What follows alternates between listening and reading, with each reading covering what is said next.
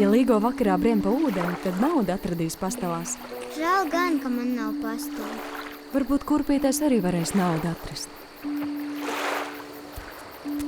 Sapīsim vainagus? Te ir tik daudz skaistu puķu.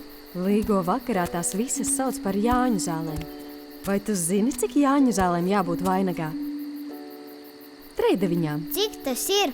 Tas ir 3 x 9, tātad 27. Kur tad tik daudz? Skaties, margrietiņi, sarkanais āboliņš, madaras, zvaniņi, vanagzirņi, debestiņi un vēl ir taču bezgalīgi daudz smilgu. Katra citādāka. Tā. Nāciet nu, ugunskurs gatavs. Meitiņ, cik tev skaists vainadziņš. Ai, kas tu tas?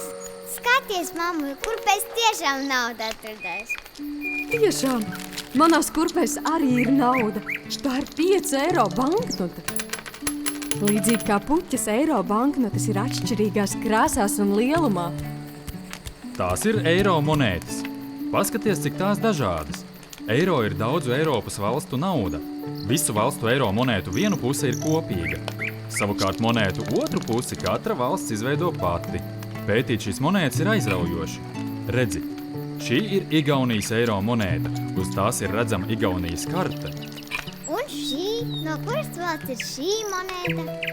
Redzi, te ir slavenais austriešu komponists Mocarts, par kuru jūs mācījāties mūzikas stundā. Tātad tā ir Austrijas eiro monēta. Cik interesanti, uz šīs monētas ir attēloti lāceņu ziedi un ogas. Šīs ogas aug Somijas purvos. Tātad... Es sapratu, tā ir Somijas monēta. Katra monēta stāsta par savu valsti. Tēti, skaties, re, kur es?